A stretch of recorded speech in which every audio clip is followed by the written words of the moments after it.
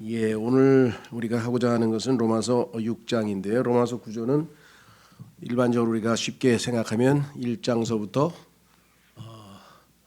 5장까지가 어떻게 하면 하나님 앞에 우리가 의롭다 하고 인정을 받을 것인가. 그렇죠? 그래서 왜 죄인인가를 1장, 2장, 3장에서 자세히 설명을 했죠. 그래서 죄인인 것을 알아야 죄인이라고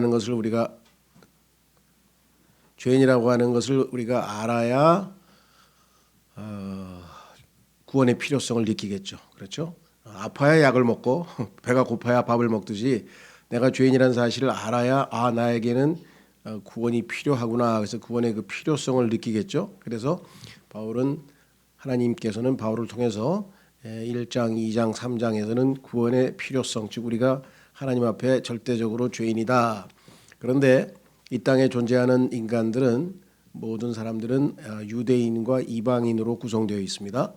그래서 하나님께서는 원래는 모든 민족들이 다 똑같은 민족들이었는데 하나님께서 창세기 11장에서 모든 민족들이 하나님께 반역을 하는 그 순간에 이제 계획을 바꾸셨죠. 그걸 하나님의 경륜이라고 하는데 하나님의 경륜이 바뀌어서 이제 모든 이방인들은 잠시 하나님께서 내버려 두었다. 로마서 1장에서는 그걸 gave up, 포기했단 말은 좀 그렇고요.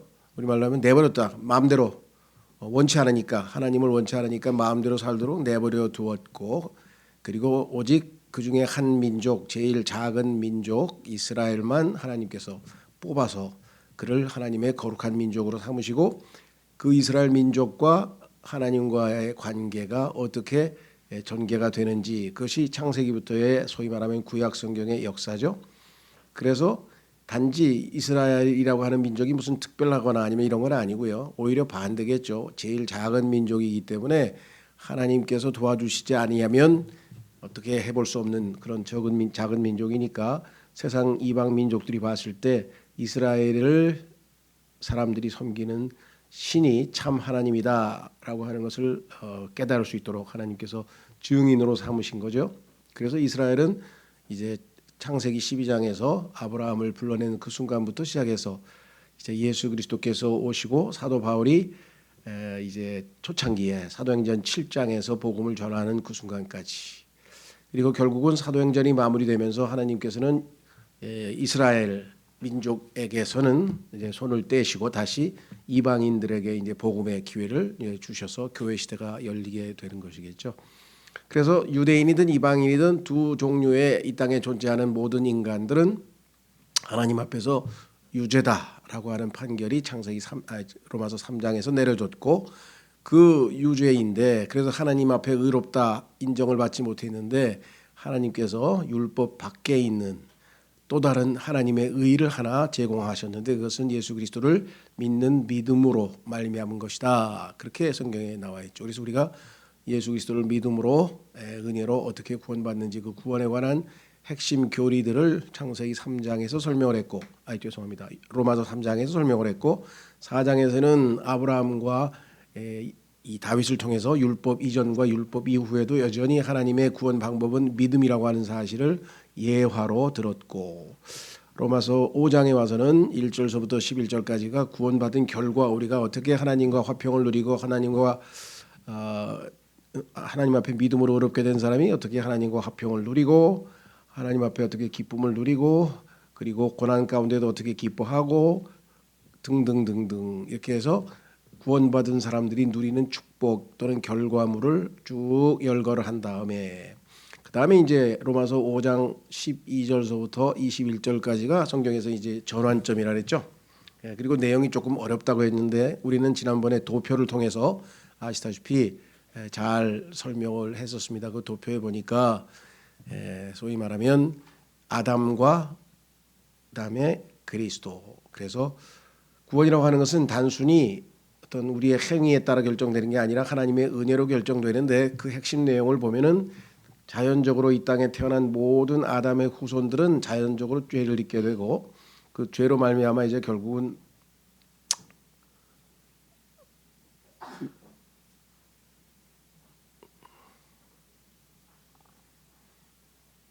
또 없으신 분 없어요? 여기도 하나 더 필요하신 것 같은데. 예. 저 뒤에는 있어요? 교재? 왜 없지? 다 첫날 다 줬는데 계속해서 잊지 말고 가져오라 그랬는데 이 교재 있어야 교재를 보고 따라와야 속도 제대로 이해가 하시죠? 자, 그래서 지난번에 도표를 한번 보겠습니다. 3페이지에 나와 있는 도표. 3페이지에 나와 있는 도표 그 두 가지가 로마서 5장 12절에서 21절까지의 내용을 요약을 한 것이다 그랬어요. 아담은 첫 번째 사람이죠. 그다음에 예수님은 마지막 아담이라고 이름이 붙여져 있고 또 두 번째 사람이라고 이름을 붙여졌는데 그 이름이 갖는 의미를 이해하면 복음을 이해하는 것이죠. 아담의 후손들은 다 죄성을 물려받고 죄를 지어서 하나님 앞에 죄인이 된 것이고 예수 그리스도를 믿고 예수 그리스도 안에 들어가게 된 사람은 이제 둘째 사람이신 예수 그리스도가 첫 번째 열매로서 하나님 앞에 우리로 치면 거듭난 영원한 생명을 지닌 첫 번째 이제 대표 주자고 그래서 우리는 예수님은 첫째 사람과 대비되는 아담과 대비되는 둘째 사람이란 이름을 갖고 있다 그랬어요. 그래서 그 도표에 보시면 3페이지 아래에 도표가 두 개가 있죠. 첫 번째는 아담과 그리스도를 대조했고 두 번째도 역시 아담과 그리스도를 대조한 내용들을 우리가 살펴보았습니다. 그렇죠? 예. 그래서 이제 오늘 우리는 이제 구원 받았는데 그래서 칭의도 얻었는데 그다음에 뭐가 우리에게 필요한 것인가? 칭의를 얻었다는 얘기는 하나님 앞에 의롭다고 예수님 덕분에 인정을 받았는데 단순히 인정받은 수준에서 그치는 것이 아니라 이제 매일매일의 삶에서 의로운 삶을 살아야 되는데 문제는 우리가 하나님 앞에 예수님 덕분에 은혜로 의롭다고 인정은 받았으나 매일매일의 삶에서 우리는 왜 의로운 삶을 살지 못하고 다시 또 죄에 연루되는 것인가? 그 죄 문제는 어떻게 해결할 것인가? 구원받은 이후에 짓는 죄는 어떻게 해결할 것인가? 이것이 우리에게 가장 큰 숙제겠죠. 그것이 로마서 6장의 답을 하나님께서 해결책을 제시해 주셨다라고 했습니다. 그렇죠? 자, 그래서 그 4페이지에 보면은 첫 번째 또 거기에 도표가 있죠. 4페이지에 있는 도표. 거기에 보면은 로마서 5장과 6장, 7장의 차이. 그러니까 칭의를 다루고 있는 하나님 앞에 의롭다고 인정받는 부분을 다루는 구원의 핵심 교리는 5장에 있고 구원의 핵심 교리 중에서 이제 동전의 앞뒷면인데요. 의롭다함을 믿음으로 인정받은 사람들이 실제적으로 매일의 삶에서 죄를 짓지 아니하고 하나님을 기쁘시게 하는 즉 의로운 삶을 실제적으로 살려면 어떻게 해야 되는가? 이 문제가 이제 6장, 7장의 문제이기 때문에 이 두 가지를 잘 구분해야만 이제 본격적인 의미에서의 신앙생활이 제대로 풀리는데 5장에서 이제 나는 하나님의 은혜로 칭의, 믿음으로 의롭다고 인정받았으니까 이제 죽어도 하늘나라에 가는 거 아닌가? 그렇죠. 그럼 뭔 문제가 더 필요한 거예요? 뭐가 더 필요한데? 만약에 그것이 전부라면은 이 땅에 살아 뭐예요? 빨리 하늘나라로 가는 게 낫지. 이 땅에 고생만 눈물 골짜기고 이 세상에서 고생만 남아 있는데 뭐하러 이 땅에서 살아가요? 하늘나라로 빨리 가는 게 낫죠.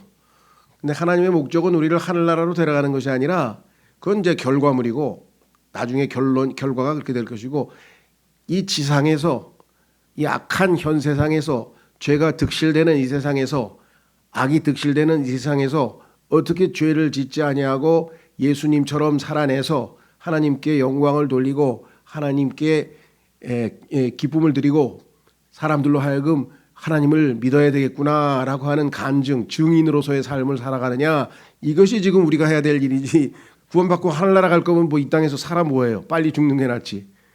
그렇잖아요. 그죠? 예. 그런 사람이 실제 있어요. 나는 아무래도 자신이 없어. 나는 죄를 짓지 않을 자신이 없어. 예수 믿고 10년 동안 한 게 뭐야? 죄 짓고 자백하고 용서받고 죄 짓고 자백하고 용서받고 죄 짓고 자백하고 용서받고 10년 했으면 되지. 앞으로 20년 30년 아이고 나는 그 짓은 못해. 빨리 죽는 게 나아.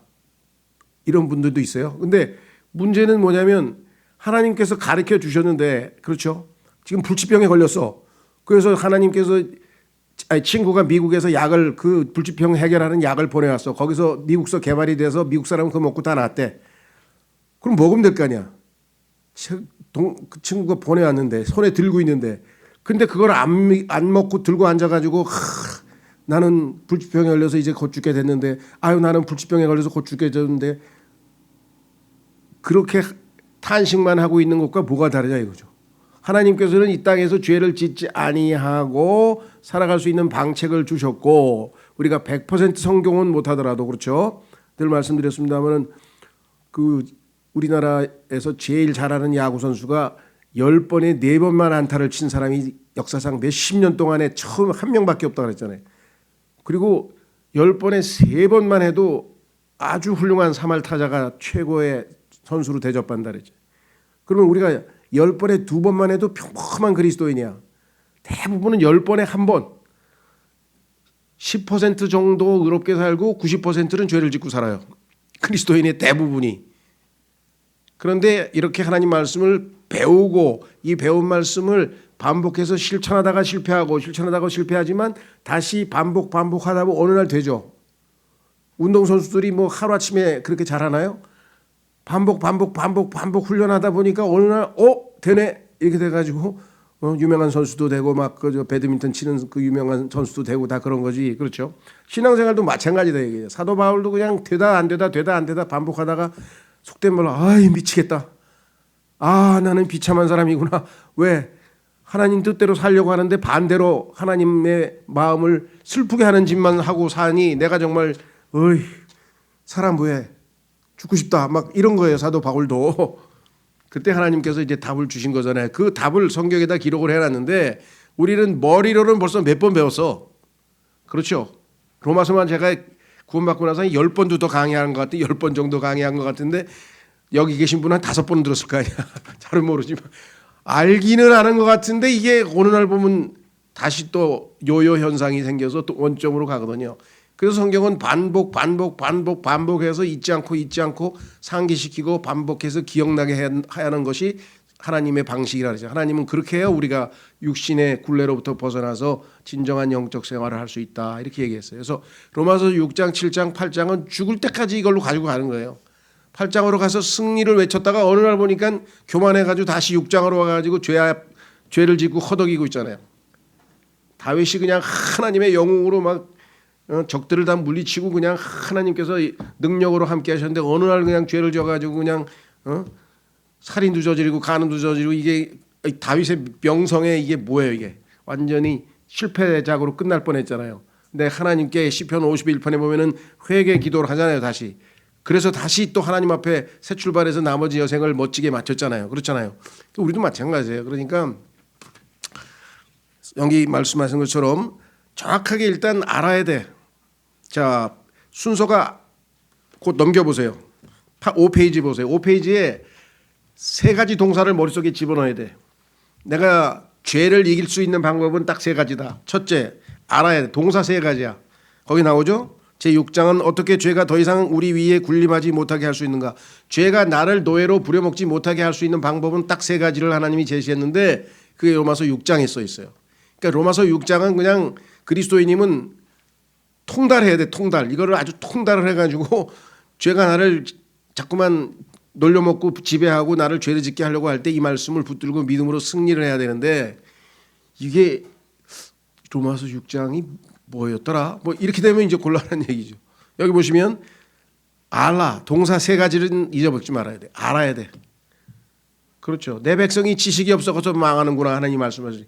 뭘 알아야지. 하나님이 누구신지 알면 벌벌 떨 리가 없죠. 그렇죠. 엘리사가 뭐라 그랬어요? 보니까 지금 그냥 그 적군이 쳐들어와가지고 지금 이제 국가가 위험에 처했는데 아이고 우린 다 죽었구나 그러고 있는데 엘리사가 아이고 멍청한 친구 이봐 내가 기도할 테니까 눈 좀 떠봐. 그래서 기도를 딱 했더니 하나님께서 눈을 딱 떠보니까 아이고 자기 편에 뒤에 그냥 천군 천사가 잔뜩 있어가지고 상대도 안 되게 승리할 수 있게 돼서 그래서 뭐 자신만만하게 됐어요. 알면 이기는 거예요. 근데 알기만 하면 안 되고 두 번째 믿어야 돼. 그렇죠? 그게 믿는다는 것을 여기라 그랬어요. 여기라 성경에 reckon. 여긴다는 건 이따 동사 나오면 좀 설명해 드리겠습니다. 여기 좀 회개학에서 이 회개의 장부 기록할 때 사용하는 용어이기 때문에 여긴다는 말은 조금 번역이 애매모호해요. 왜냐하면 우리가 사실이 아닌데 어떻게 여긴다 이런 그런 뜻이 전혀 아니에요. 요거는 이제 번역의 그 약간의 그 용어 선택에 있어서의 문제가 있는데, 세 번째는 뭐냐? 넘겨드리라. 얘기는 헌신이란 뜻이죠. 내 몸을 산 희생물로 하나님께 넘겨드리는 거야. 내가 주인이 돼서 내 몸을 사용하면 자꾸 죄를 져. 그러니까 아주 고상한 인품을 지니신 예수님께 넘겨드려, 나를. 그럼 예수님이 나를 통해서 고상한 인생을, 고상한 삶을 살게 해주신다. 이게 비결이라 이 말이에요. 그러니까 이 세 가지가 딱 박혀 있어야 돼. 죄가 나를 지배하려고 할 때 뭐예요? 아, 나는 그리스도와 함께 십자가에 못 박혀 죽었다. 나는 죄의 몸이 멸하였다. 나는 죄에 대해서 죽었어. 죄 네가 나를 아무리 유혹해봐야 소용없어. 난 죄에 대해서 죽었어. 그렇죠? 네. 그 다음에 믿어야 돼요. 그렇죠? 네. 그래서 내가 그리스도의 의의 병기가 됐다. 하나님이 나를 통해서 영광을 받으신다라고 하는 믿음에 의해서 내 자신을 하나님 앞에 내어드리면 그 순간에 죄가 나를 농락하려고 하다가, 너를 부려먹으려고 하다가도 뭐 실패하고 가버린다 이 말이에요. 그런데 우리가 먼저 실패를 해. 그렇죠? 죄가 찾아와서 헬로우 그러니까 어우 반갑다 친구야 하면서 그냥 달려가가지고 실컷 죄를 짓고 아이고 속았네 아이고 속았네 아이고 속았네. 근데 왜 그러느냐? 우리가 워낙 태어나면서부터 선천적으로 아주 그냥 이 죄하고 친구처럼 태어나가지고 우리 몸 안에 죄성이 있어가지고 죄를 짓는 건 아주 그냥 너무나 당연해요. 그렇잖아요. 죄인이 죄 짓는 게 이상해요? 개가 짖는 게 이상합니까? 고양이가 야옹야옹하는 게 이상합니까? 고양이가 쥐 잡는 게 이상합니까? 이상할 게 없어. 죄는 그냥 너무나 자연스러운 거야 우리한테. 근데 우리가 의롭게 산다? 이건 너무 어색한 거야. 이건 해본 적이 없는 거야 우리는. 내가 내 걸 챙겨야지 남의 걸 먼저 챙긴다? 이런 걸 해본 적이 없어. 예수님 믿고 나서나 믿음으로 겨우 그냥 한두 번 해봤을까? 그러니까 쉽지가 않은 거예요. 쉬우면서도 쉽지가 않아. 왜? 내가 안 하면 쉬운데 내가 하려면 아주 불가능한 일이다. 이거를 비결을 깨달으면 이제 신앙생활은 엄청 쉬운 거예요. 그냥 가만히 있으면 돼. 믿음으로. 그렇죠? 그래서 내 안에서 일하시는 분은 하나님이라고 그러잖아. 일은 하나님이 다 했어. 그래서 나는 뭐 하면 돼요? 하나님이 만들어놓은 선행과 좋은 열매들을 그냥 배급만 하면 돼. 유통만 시키면 돼. 우린 유통업자지 생산업자가 아니야. 생산업자는 하나님이죠. 근데 하나님이 생산해야 될 걸 내가 생산한다고 나서가지고 그냥 난리 법석을 그거 되겠어요? 불가능한 일을 한 거지. 그러니까 신앙은 제대로 알고 잘 이해하고 믿음만 행사하면 승리할 수 있는 건데. 자, 그래서 이제 넘어갑니다. 다시 4페이지로 오세요. 모르겠어요. 여러분 어떤지 모르겠어요. 예전에 어떤 분은요. 이거 한번 듣더니 수련해서 이걸 했더니 정신 시간에 찾아와가지고 제가 37년 만에 이 강의를 처음 들었습니다. 이제 뭔가 보이네요. 이게 뭔가 이제 좀 알겠다는 거죠. 얼마나 반가워. 그래도 이제 알겠다는데. 그렇죠? 답답했을 거 아니에요. 죄 짓고 자백하고 용서받고 죄 짓고 자백하고 용서받고 뭐 탈출구가 있어야 될 거 아니야. 그렇죠? 보세요. 여러분 혹시 그 경제학에서 넉시라고 하는 미국의 무슨 신학자 경제학자가 악순환이라는 용어를 썼어요. 그러니까 빈곤의 악순환. 가난한 나라는 계속 가난해. 왜냐? 우선 돈이 없어. 이게 투자를 해야 될 거 아니에요. 그러니까 투자가 안 되니까 생산이 별로 안 돼. 그러면 생산이 별로 안 됐으니까 사람들이 소비를 별로 안 할 거 아니에요. 그러니까 생산도 안 돼, 소비도 안 돼, 소득. 그러면 뭘 생산을 해야지 돈을 버는데 월급을 주는데 그러면 소득도 안 돼, 생산도 안 돼, 소비도 안 돼. 그러면 계속 악순환이야. 그냥 가난해 계속 가난하게 사는 거야. 우리나라도 그랬어요. 그런데 우리나라 6.25 때 해방 후에 미국이 투자를 해줬어. 미국에 돈 많은 사람들이 여기다가 돈을 집어넣어. 그러니까 투자를 했더니 공장을 지어서 사람들을 고용해서 생산을 하고 임금을 줬어. 그랬더니 생산한 물건을 임금을 받아가지고 소비를 해 샀어. 그래서 잘 팔렸어.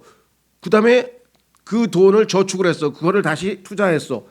그래가지고 아주 경제가 해서 우리나라가 지금 뭐 세계에서 막 10번째 막 뭐 열 몇 번째 잘 사는 나라 돼버렸다 이 말이지.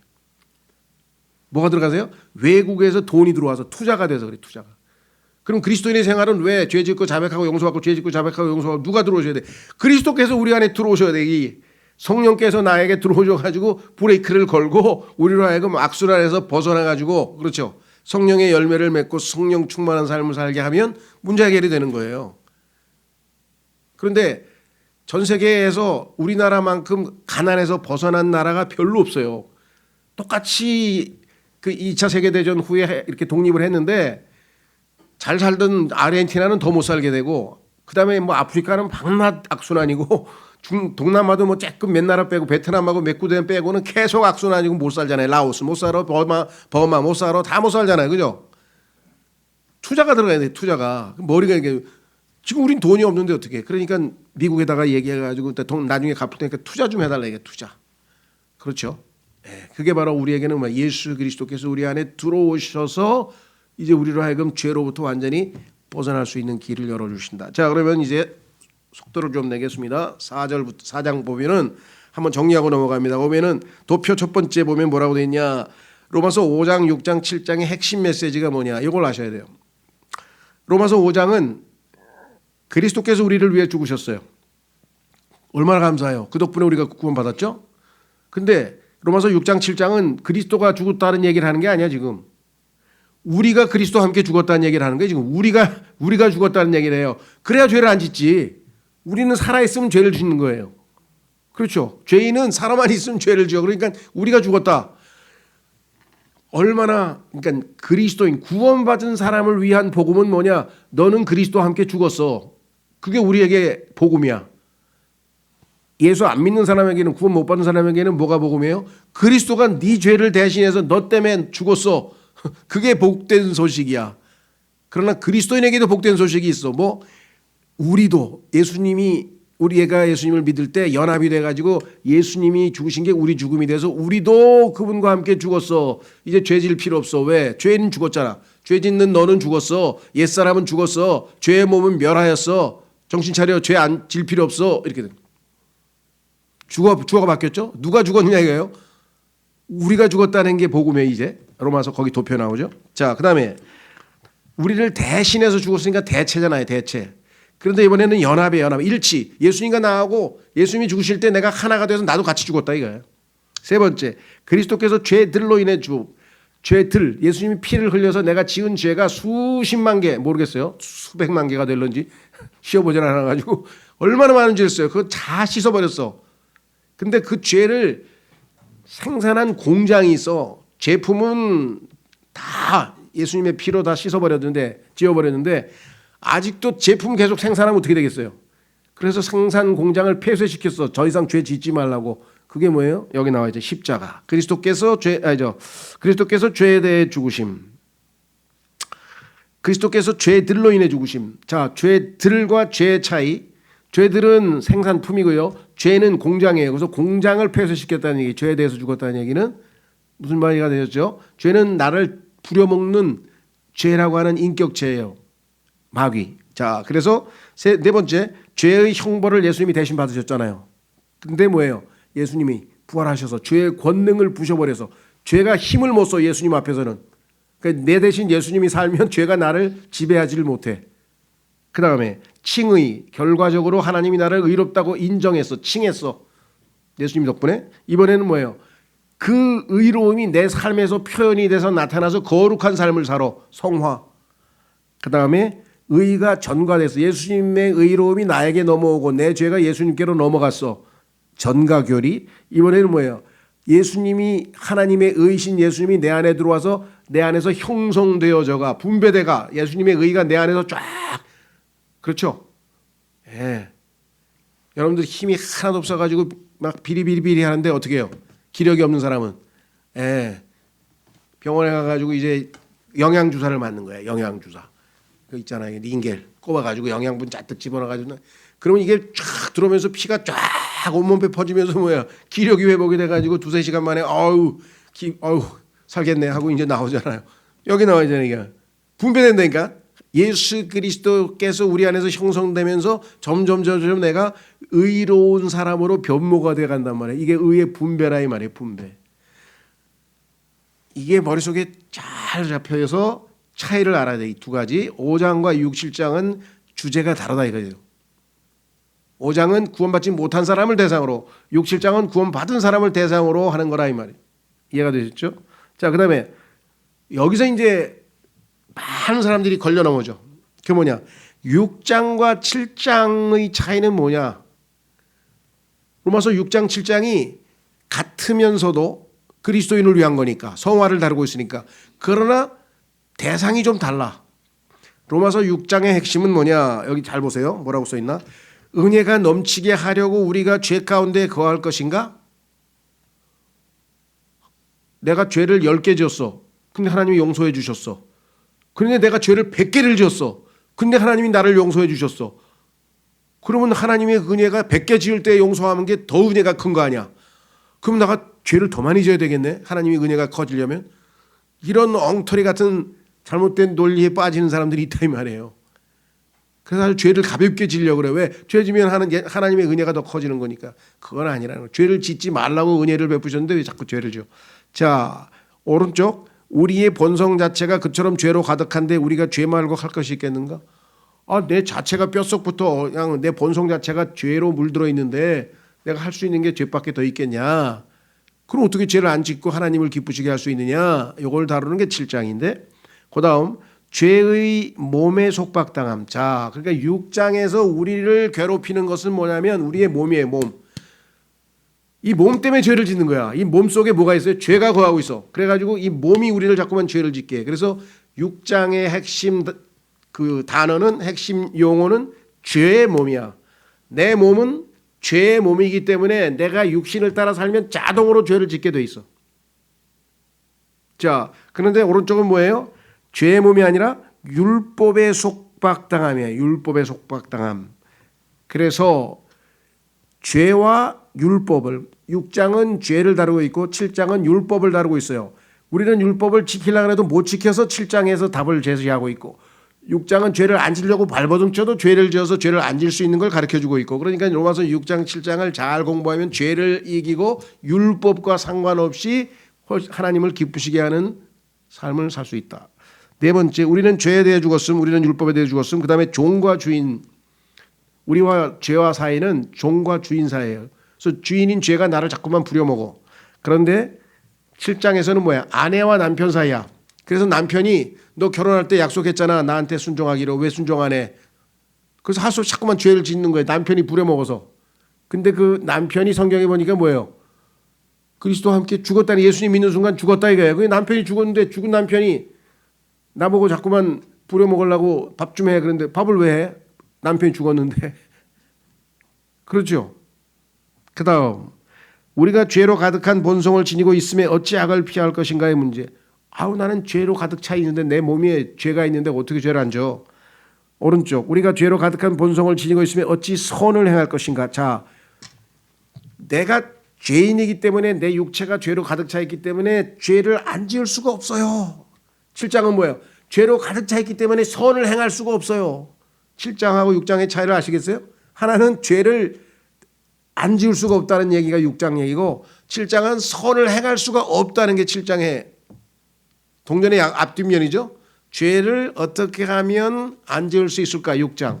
어떻게 하면 선을 행할 수가 있을까? 7장. 그래서 답은 뭐예요? 우리가 죄에 대해 죽은이 아니고 죽을이 아니고 고치세요. 죽은 과거로 고치세요. 프린트물 잘못됐네. 우리가 죄에 대해 죽을 것으로가 아니라 죽은 것으로 여기고 성령께 내어드림으로써 문제가 해결됨. 성령은 아까 투자라 그랬죠. 투자. 악순환이 끊깁니다. 그 다음에 우리가 율법에 대해 죽었음을 알고 우리 자신으로는 하나님을 기쁘시게 할 수를 인정하고 내주하시는 성령께 내어드림으로써 문제가 해결됨. 자, 요거는 이제 한번 정리를 한 거니까 머릿속에 넣으시고요. 자, 이제 그 밑으로 내려갑니다. 9번 로마자로 써 있네요. 9번 거기 보면 믿는 자의 삶에서의 실천적 거룩함. 용어가 멋있죠? 뭐냐면 매일매일의 삶에서 어떻게 거룩한 삶을 실천하느냐. 이게 그리스도인의 숙제 아니에요. 구원은 받았어. 하나님의 은혜로. 하늘나라는 가는 게 보장돼 있어. 근데 매일매일 예수님 스타일로 어떻게 사냐 이게. 내가 예수님이 거룩하게 살았는데 하나님을 기쁘시게 하며 살면데 33년 반 동안 예수님은 단 한 번도 하나님을 슬프게 하거나 하나님께 이렇게 걱정을 끼치거나 그런 삶을 살아본 적이 없어. 하나님은 항상 예수님을 모시고 기뻐하셨는데 그러면 내가 이 땅에 살면서 어떻게 하나님을 항상 기쁘게 하고 살 것인가? 이게 지금 우리에게 과제로 남아있다 이 말이죠. 이 땅에서의 과제가. 그렇죠? 그걸 실천적 거룩하며 하나님께서 말씀하셨죠. 내가 거룩하니 너도 거룩하라. 아버지가 거룩하니까 우리도 거룩하게 살아야 되는데 거룩한 아들의 신분은 가지고 있는데 왜 신분은 가지고 있는데 행실은 반대로 살까요? 마귀처럼 살까요? 이게 우리의 지금 딜레마라 이게. 그러니까 그리스도인은 정말 그 뭐라고 표현해야 되나? 옛날에 무슨 영화처럼 영화인지 뭐 드라마인지 두 얼굴을 가진 사나이야. 신분은 하나님의 아들인데 행실은 어째 이게 하나님 아들 같지가 않아. 어째 그렇죠? 하나님의 아들이야 나도 예수님처럼. 근데 예수님처럼 안 살아. 예수님과는 반대로 살아. 그럼 어떻게 된 게 이게? 그래서 그 딜레마 속에서 그리스도인이 막 괴로워하는 거예요. 바울처럼 나는 비참한 사람이구나. 나는 참으로 괴롭구나. 이게 모든 그리스도인의 딜레마인데 이거는 정답이 있어. 하나님이 해결해 주시잖아요. 바울이 뭐라 그랬어요? 누가 나를 이 사망의 몸에서 건져내랴. 누가 나를 이 사망의 몸에서 건져내랴. 그러면 답을 안 거예요. 왜? 예수님밖에 없죠. 누가 건져내요? 예수님이 건져내지. 내가 사는 것이 아니고 그리스도께서 내 안에 사는 것이다. 갈라디아서 2장 20절이 정답이죠. 그때까지는 어떻게 했어요? 어떻게 하면 내가 하나님을 기쁘시게 하고 살 수 있을까? 어떻게 하면 내가 누가로 가야 되는데 어떻게로 답을 구하면 육신은요 무익하니라 그랬어요. 육신은 무익하니라. 내가 아무리 무슨 짓을 해도 답이 안 나와. 바울은 그것 때문에 수십 번 수백 번 실패를 했어. 어느 날 답을 알았어. 내가 하면 죽을 때까지 안 되는구나. 그럼 뭐예요? 그리스도께서 하면 되잖아. 그래서 누가 나를 이 사망의 몸에서 건져줄 것인가? 누가 나를 구출해 줄 것인가? 예수님으로 인해 감사하리로다. 왜? 예수님이 나를 구출해 주시는 분이니까.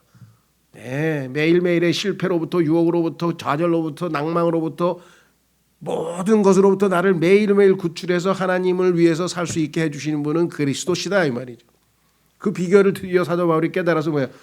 나는 이제 내가 사는 게 아니고 그리스도께서 내 안에 사신다. 그걸 뭐 이긴 거지, 승리한 거죠. 그렇죠? 그리스도께서 내 안에 사시면 하나님을 항상 기쁘시게 할 거 아니겠어요? 자, 그래서 이제 첫 번째는 위치적이 뭐냐? 위치적으로 우리는 하나님 앞에 거룩하다는 얘기는요, 세상으로부터 분리되어 그리스도와 함께 앉아 있음. 예수님을 믿었더니 하나님께서 우리를 이 악한 현 세상에서 구출해서 빼내서 분리시켜서, 분리가 거룩이죠. 우리를 하나님께로 데려갔어요. 그러니까 세상으로부터 우리는 뭐야? 분리되어 있으니까 위치적으로 우리는 거룩한 거죠. 두 번째, 실천적. 죄에 대해 날마다 승리하며 거룩함 안에서 자라나 그리스도를 닮아감. 이제 매일매일의 삶에서 패배가 아니라 승리를 통해서 거룩함 안에서 영적으로 성장해서 예수님을 닮아가는 모습을 보여준다. 이것은 실천적 거룩함이죠. 위치적 거룩함은 예수님 믿는 순간에 이미 거룩하게 됐다고 성경에 써 있어요. 고린도전서 6장 11절에 보면 예수님을 믿는 순간 우리를 하나님이 이미 거룩하게 만드셨어. 그래서 이제 우리는 거룩하게 매일 살아가만 가면 돼. 그게 두 번째고요. 세 번째는 뭐냐? 그럼에도 불구하고 아까 얘기했죠. 야곱이 10번에 걸쳐서 4번은 성공하고 6번은 실패했다 그랬잖아요. 우리의 육체가 있는 한 주님이 오셔서 우리의 이 육체를 영광스러운 몸으로 바꾸기까지는 이 몸은 언제든지 문제를 일으킨다 이 말이죠. 그래서 완전하게 되는 날은 여기 써 있죠. 우리가 그분과 같이 되어 그분이 계신 그대로 그분을 보게 됨. 예수님이 오셔서 우리가 예수님처럼 완전히 영광스러운 몸으로 바뀌어야만 완전한 성화가 이루어지는 거예요. 이해가 되시겠죠? 예, 그러니까 3단계로 가는 거예요. 1번은 이미 이루어졌죠. 이걸 과거적 거룩이라고 그래요. 과거적. 예수님 믿는 순간 우리 거룩하게 되었다라고 고린도전서 6장 11절에 써 있고요. 두 번째는 하나님께서 내가 거룩하니 너희도 거룩하라. 매일매일 거룩하게 살라. 그게 두 번째고요. 세 번째는 예수님이 오시면 우리를 완전히 죄로부터 분리하고 완전히 세상으로부터 분리해서 예수님처럼 만드시면 100% 거룩하게 되는 거죠. 이게 우리의 미래예요. 그러니까 내가 목표로 가는 그 과정에 나도 주님과 함께 동역하면서 조금씩 거룩한 삶을 살면 하나님이 매우 기쁘시겠죠. 그런데 우리가 만약에 그 과정을 밟지 않고 이쪽에서 계속 죄짓고 자백하고 용서받고 죄짓고 이걸 반복하고 뱅뱅 돌면 나중에 주님을 만나서도 많이 어색할 거야. 많이. 왜? 이렇게 살아본 적이 없잖아. 그렇죠?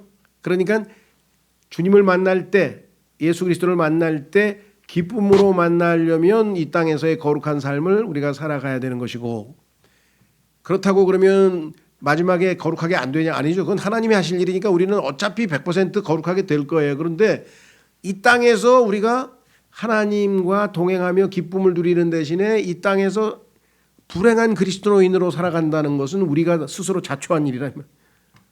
일은 우리가 결정하는 문제니까. 그렇죠? 내가 살 것인가 그리스도께서 살 것인가. 자, 넘어가셔서 그 맨 밑에 보면은 6장은 핵심은 뭐냐? 죄에 대해서 죽었다. 너는 그리스도 안에서 죄에 대해서 죽었으니까 죄 질 필요가 없다. 죽은 사람이 어떻게 죄를 져? 그렇죠? 예. 망우리에 가서 공동묘지에 누워 있는 사람은 죄 지을 수가 없어요. 죄를 질 수가 없어. 죽었는데 어떻게 죄를 져? 그거를 확실하게 믿으셔야 돼요. 나는 죄에 대해서 죽었다. 그래서 죄를 질 수가 없다. 죄를 안 질 수 있어요. 얼마든지. 두 번째, 속지만 안 하면 돼요. 속지만 안 하면. 두 번째, 7장은 뭐냐? 율법에 대해서 죽었다. 왜 그리스도인이 괴로워하냐면요. 바울도 그랬죠. 7장에서. 오라 나는 비참한 사람이다. 왜 비참해요?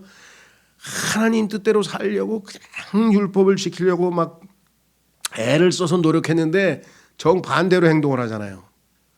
그러니까 나는 할 수 없다라는 게 정답이고 내 대신 그리스도께서 대신했더라면 율법의 의가 내 안에서 이루어질 거라고 성령께서 의로운 삶을 나를 통해서 살면 되는데 내가 하려고 하다 보니까 실패했어. 그래서 7장은 핵심 교리가 뭐냐? 너는 그리스도와 함께 율법에 대해서 죽었음을 믿으라. 그렇기 때문에 율법을 지킬 필요가 없어. 성령을 따라 살면 율법이 저절로 지켜져 너희 안에서 이루어져. 그게 로마서 8장 4절의 정답이에요. 우리 안에서 율법의 의가 이루어졌다 이 말이에요. 자, 8장은 뭐예요? 아까 얘기했잖아요. 성령이 주시는 승리 가운데 살아간대요.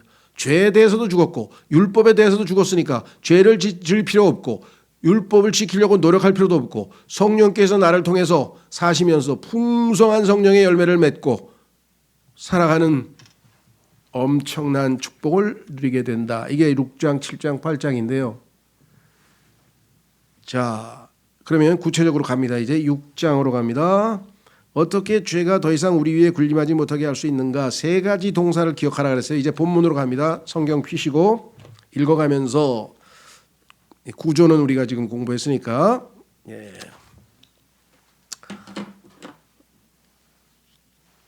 로마서 6장으로 가시면 뭐라고 되어 있는가? 1절서부터 10절까지 핵심 단어는 알다예요. 너희가 알지 못하느냐? 너희가 알지 못하느냐? 너희가 알지 못하느냐? 알아야 문제가 풀리는데 그래서 뭘 알고 있는지 확인합니다. 자, 6장 1절. 그런즉 우리가 무슨 말을 하리요?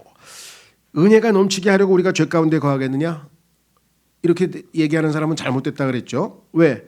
결코 그럴 수 없느니라. 죄에 대하여 죽은 우리가 어찌 그 가운데서 더 살리요? 아니 죄에 대해서 죽었다고 금방 배웠는데 죄를 더 지은다고? 그럼 무슨 소리? 앞뒤가 맞는 소리? 세 번째 3절 그리스도 안에서 침례를 받은 우리가 다 그분의 죽음 안으로 침례를 받은 줄 너희가 알지 못하느냐? 알지 못하느냐? 나왔죠? 알아야 된다는 게 뭘 알아요? 예수님을 믿으면 어떻게 됩니까? 예수 믿는 순간 우리가 그분과 뭐라고요? 합하여 연합했다 하나. 그렇죠? 그래서 우리가 침례를 받는 순간 그리스도 몸 안으로 들어갔어요. 그래서 여기 나와 있는 것은 그분의 죽음 안으로 침례를 받았다. 예수님이 십자가에서 죽을 때 나도 함께 죽었다. 이게 침례의 첫 번째예요. 침례는 예수님의 죽음이 나도 거기에 동참하게 되었다. 자, 두 번째 4절. 그러므로 우리가 죽음 안으로 침례를 받아 침례받아서 죽었다. 그럼 죽은 다음에는 뭐예요? 당연히 묻어야죠. 죽으면 묻어야죠. 그래서 뭐예요? 그분과 함께 묻혔나니 예수님이 묻힐 때 우리도 같이 묻혔다는 거예요. 세 번째, 이것은 그리스도께서 아버지의 영광을 힘입어 죽은 자들로부터 일으켜진 것 같이 이제 묻힌 것으로 끝난 게 아니라 우리는 부활했잖아요. 그래서 예수님이 부활하는 것처럼 예수님이 어떻게 부활했어요? 하나님의 영광을 힘입어 부활했다. 우리도 생명의 새로움 가운데 속에서 걷게 하려 함이라. 예수님이 부활해서 새롭게 되신 것처럼 우리도 예수님과 같이 죽으심, 묻히심, 부활하심에 우리도 다 예수님과 동행하게 되었다. 동참하게 되었다. 5절 만일 우리가 그분의 죽음과 같은 모양으로 함께 심겼으면 예수님이 죽을 때 우리도 함께 죽었다면 예수님이 사실 때 우리도 함께 살아나는 게 너무나 당연한 거 아니냐. 또한 그분의 부활과 같은 모양으로 되리라. 그래서 우리는 그분과 함께 부활했어요. 그래서 옛사람은 죽고 새 사람으로 살았어요. 그래서 새로운 창조물이라고 고린도후서에 써 있어요. 그래서 우리는 어떻게 해요? 이제 나 옛사람 죽었어요. 저를 묻어주세요. 근데 땅 속에 묻으면 너무 옷이 더러워지니까 물 속에 들어가가지고 수장을 시키는 거예요. 수장. 물 속에 들어가서 장사 지내고 그다음 묻었다가 물 속에서 다시 올라오죠. 부활. 그래서 옛사람이 아닌 새 사람으로 살아가겠습니다. 이제는 새로운 창조물로 살겠습니다. 사람들한테 간증하는 거예요. 그게 침례받는 거예요. 저 옛사람 죽었어요. 거짓말하던 옛사람 죽었어요. 늦잠 자던 옛사람 죽었어요. 남의 뒤에서 뒷담화 까던 저는 죽었어요. 저는 죽었어요. 저는 죽었어요. 저는 죽었어요. 묻어주세요. 묻어주세요. 묻어주세요. 낙심하는 저도 죽었어요. 그렇죠? 그래서 어떻게 해요? 부활해서 새 사람이 됐어. 자, 그게 지금 여기 나와 있어요. 6절. 이것은 우리가 알거니와 두 번째 나와요. 알아야 된다 그랬어요. 아느냐? 알거니와 뭘 알아요? 우리의 옛사람이 그분과 함께 십자가에 못 박힌 것은 핵심 내용이 뭐냐? 죄의 몸을 멸하여. 왜? 죄가 자꾸 죄를 지으니까 죄의 몸을 멸해서 죄에 안 짓도록 해줬다. 이제부터는 우리가 죄를 섬기지 아니하게 하려 함이라. 주인님이 죽으셨어. 갑질을 일삼던 사장이 졸하셨어. 그러면 사장이 나를 부려먹을 수 있어요? 없어요? 더 이상 못 부려먹는다 이거예요. 죄가 나를 더 이상 못 부려먹는다 이거예요. 죄의 몸이 멸하였으니까. 하나님의 방법 놀랍죠? 그래서 어떻게 해요? 죽은 자는 죄로부터 해방되었느니라. 죽은 자는 죄를 짓고 싶어도 죄를 질 수가 없어. 죄로부터 해방됐어. 살아있는 한 죄를 지어. 그러면 하나님이 방법 뭐예요? 우리를 죽여줘야지. 근데 진짜 죽이면 어떻게 해? 안 되니까 어떻게 해요? 그리스도 안에다 집어넣어가지고 그리스도와 함께 죽여놨어. 십자가에서. 이거를 우리가 믿으면 죄가 우리를 더 이상 지배 못한다 이 말이에요. 이해가 되시죠? 8절 만일 이제 우리가 그리스도와 함께 죽었으면 죽었죠. 또한 그분과 함께 살 줄을 믿노라. 당연하죠. 예수님 부활하셨으니까 우리도 부활하죠. 그리스도께서 죽은 자들로부터 일으켜지셨으므로 다시는 죽지 아니하시고 지금도 살아계시죠. 사망이 다시는 그분을 지배하지 못하는 줄을 우리가 아노라. 지금도 마찬가지. 그러면 우리도 마찬가지다. 이게 10절. 그분께서는 죽는 것을 통해 친히 죄에 대하여 단 한 번 죽으셨으나 살아계심을 통해 친히 하나님께 대하여 살아계시니 지금도 부활하셔서 살아계시는 주님이 계시니 11절. 이와 같이 너희 그리스도인들 구원받은 자들아 너희도 너희 자신을 죄에 대하여는 참으로 죽은 자요 하나님께 대하여는 예수 그리스도 우리 주를 통해 산 자로 어떻게 하고요? 여길지어다. 이게 믿음이라 이 말이에요. 예수님에게 이루어진 죽으심, 묻히심, 부활하심이 나에게도 그대로 적용된다. 왜? 내가 예수님을 믿을 때 내가 예수님 안으로 들어가서 예수님에게 일어난 모든 일이 나에게도 일어난 것으로 하나님께서 간주하시니까 그래 나는 뭐예요? 여기 나와 있는 것처럼 이제는 죄에 대해서는 죽고 하나님께 대해서 산 자라고 나는 믿는 거예요. 여기는 거예요. 여기는 건 뭐냐? 이거 회개 용어인데 회개. 자, 내가 오늘 장사를 했어요. 근데 장사를 했는데 보니까 재료값, 음식 장사를 했는데 재료값이고 뭐 이것저것 다 했는데 비용이 한 10만 원 들어갔어. 근데 저녁 때 매출을 계산해 보니까 20만 원이 나왔다. 20만 원. 그럼 난 10만 원 들어가지고 10만 원 벌었으니까 돈 번 거 아니에요. 그 주머니에 보니까 계산해 보면 20만 원이 실제로 있어. 20만 원. 그럼 20만 원 확인하면 어떻게 돼요? 장부에다가 수입 10만 원 아니지. 내가 지출 그죠? 물건 사고 뭐 재료 사는데 지출 10만 원, 수입 20만 원. 내가 20만 원 벌었잖아요. 그래서 이득 이득 10만 원. 요렇게 장부에다가 기입하는 거를 레컨이라 그래요. 요게 이제 여긴다고 번역을 했어. 우리말로는. 이게 내 주머니에 지금 20만 원이 없는데 20만 원이 있다고 간주하고 그냥 여긴 겁니까? 아니면 실제로 20만 원이 있는 겁니까? 사실이잖아요. 그러니까 믿는 거지. 사실이니까 믿지. 내 주머니에 확인도 안 해보고 그냥 아마 20만 원쯤 될 거야. 오늘 손님이 많이 와서 뭐 대충 뭐 20만 원이 적자. 그러면 안 되지. 그거는. 확인하고 주머니 또 보니까 20만 원 정확하게 들어갔네. 어우 10만 원밖에 10만 원 드렸는데 10만 원 벌었네. 그래서 장보에다 기입하는 게 그게 여기는 거예요. 알고 여기고 그럼 뭐 이제 그러면 나는 누구 거야? 하나님 예수님을 기쁘시게 할 수 있는 나는 이제 죄가 나를 지배하지 아니고 주인도 바뀌었잖아요. 그럼 뭐예요? 새 주인 되신 그리스도에게 내 몸을 넘겨드려서 사용하시도록 주인이 사용하시도록 그 이제 넘겨드려가 나오죠. 보세요. 12절. 그러므로 너희는 죄가 너희의 죽을 몸 안에서 군림하지 못하게 하여 죽었으니까 몸의 정욕 안에서 죄에게 순종하지 말고 순종할 필요가 뭐가 있어요? 죄가 죽었는데 죄에 대해 죽었는데 13절 또한 너희 지체를 불의의 도구로 죄에게 내주지 말며 오직 너희 자신을 죽은 자들로부터 살아난 자로서 지금 죽은 자로부터 살아났다 그랬죠? 하나님께 드리고 너희 지체를 의의 도구로 하나님께 드리라. 이 드리란 말은 단순히 드리라는 거죠. 넘겨드리라. 그래서 우리는 지금 여기 책에는 프린트물에는 넘겨드리라 그래서 조금 세게 썼는데 넘겨드리라. 자 그러니까 알고 여기고 믿고 드리고 넘겨드리면 뭐라고 표현하든지 간에 죄에 대해서 승리할 수 있다. 이게 로마서 6장을 통해서 하나님께서 우리에게 주신 답이에요. 자 그러면 보세요. 14절 너희가 율법 아래 있지 아니하고 은혜 아래 있으므로 이제 율법 아래 아니고 너희는 은혜 아래 있으므로 죄가 너희를 지배하지 못하리라. 죄는 항상 법을 들고 와요. 죄가 올 때 그냥 오는 게 아니라 항상 법을 들고 와. 너 요거 어겼지? 요거 해요. 요거 그대로 못했잖아요.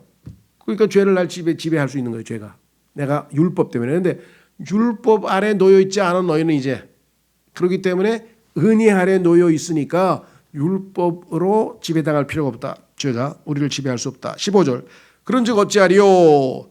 우리가 율법 아래 있지 아니하고 우리 안에 있으므로 죄를 지으리요 결코 그럴 수 없느니라. 그러면 난 법 안 지켜도 되는 거네. 그럼 막 맘대로 살아도 되겠네. 그래야 되겠느냐? 아니라는 거죠. 왜? 16절 주인이 바뀌었잖아. 죄가 주인이 아니고 이제 예수님이 주인이잖아. 그러면 좋은 주인을 만났으니까 이제 그분을께 충성하고 그분께 우리의 몸을 내어 드려야지. 16절 너희 자신을 누구에게 종으로 내주어 순종하게 하면 너희가 순종하는 그 사람이 종이 되는 줄을 너희가 알지 못하느냐? 혹은 죄의 종으로 사망에 이르고 죄를 주인으로 모시면 끝은 사망이고 반대로 순종의 종으로 의에 이르니라. 주님께 순종하는 종의 모습으로 살면 의롭게 의가 우리 삶을 지배하게 된다. 17절 그러나 하나님께 감사리로다 너희가 죄의 종이었으나 예수님 믿기 전에는 당연히 죄의 종이었으나 너희가 전달된 교리의 그 틀에 마음으로부터 순종하고 전달된 교리의 틀이 뭐예요? 구원의 죄인이었다가 예수님 덕분에 의롭게 됐다고 칭의의 교리를 지금 배웠잖아요. 그러니까 칭의의 교리를 1장서부터 5장까지 우리가 열심히 했잖아요. 그렇죠? 그 교리의 틀, 그 교리 전달된 그 교리의 그 틀에 마음으로부터 순종하고 이로써 죄로부터 해방되어 의의 종이 되었느니라. 그래서 구원받아서 이제는 하나님이신 그렇죠? 하나님의 종 의의 종이 되었느니라. 19절 너희의 육신이 연약함으로 내가 사람들의 관례대로 말하노니 너희가 연약하기 때문에 내가 쉽게 사람들이 알아 평범한 말로 해줄게. 평범한 말로 뭐라고? 전에 너희가 너희 지체를 부정함과 불법에게 종으로 내주어 불법에 이른 것 같이 전에는 죄에게 나 좀 사용하고 죄를 몸에 내어주어서 죄를 지었던 것처럼 이번에는 반대로 이제 너희 지체를 의에게 종으로 내주어 거룩함에 이르라. 이제부터는 의에게 종으로 내줘라.